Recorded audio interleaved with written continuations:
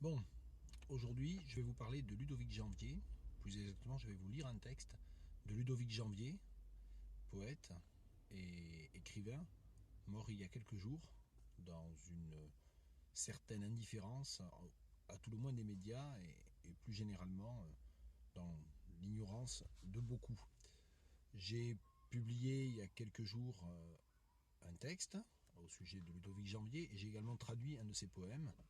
Je découvre à présent, je l'avoue à ma courte honte, un livre assez singulier et assez beau qu'il a publié en 2004 qui s'appelle Des rivières dans la voie et qui est sous-titré Promenade.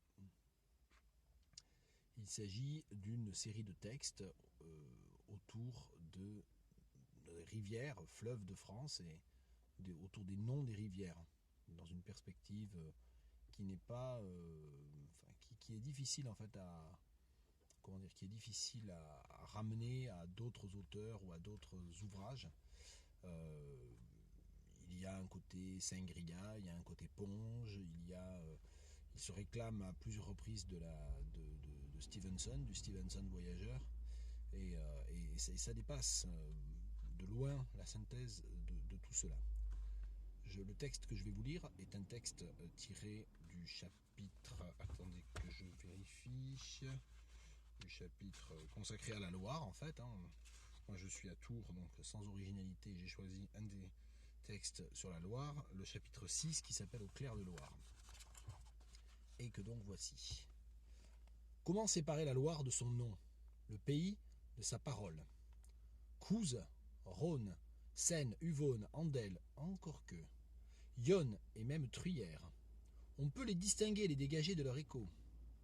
Presque les libérer de ce bruit qu'ils font dans la langue, bref, faire le sourd. Mais la Loire, difficile. La voix qui est dans ce mot, Loire, l'ensemble d'échos qu'il réveille, c'est un bouquet, c'est une bouchée sonore presque sans fin dans le français. Une des plus riches en tout cas. Qu'est-ce qu'on entend articulé par la diphtongue grande ouverte? Tout un appel d'harmoniques au travail, on entend soir, plus ou moins nettement, on entend war. Drôle d'héritage que cette eau. À propos d'eau courante, on entend lavoir, on entend de loin, il est vrai, Loire, la bête. De tout près, on entend Loire, la rivière. On entend miroir, on entend terroir, on entend moire, évidemment, on entend gloire. Bon, assez de preuves, ou plutôt encore une. Je m'arrête à boire, car à rôder de ce côté, devinez ce qu'on trouve.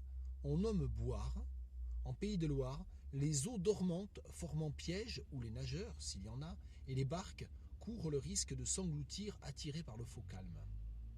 Ainsi du verbe assoiffé, d'eau, au lieu dit de la gourmandise mortelle, l'échange a eu lieu, le voyage mythique. Ce qui rime avec Loire est bien cette brassée d'écho, prouvant jusqu'à plus soif que presque toute la langue s'est invitée. Quel fleuve, quelle voix.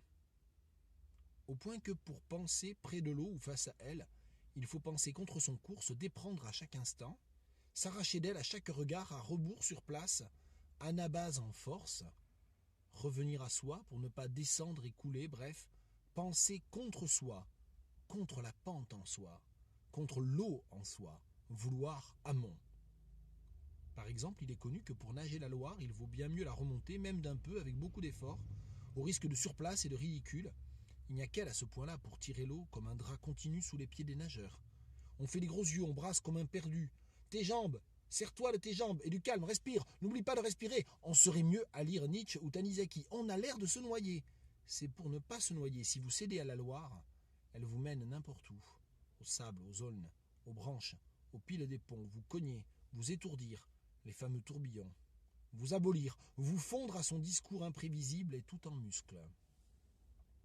Bleu ramier, l'ardoise bleue, montée du fleuve vers les toits, fait roucouler contre le soleil un peu de Loire arrachée à l'eau. Couchant ses extraits de Loire sur papier bleu, Turner se montre assoiffé de fleuve. Son eau se répand de l'œil jusqu'à la main. Aquarelle qui rêve à quoi? À l'éternelle influence.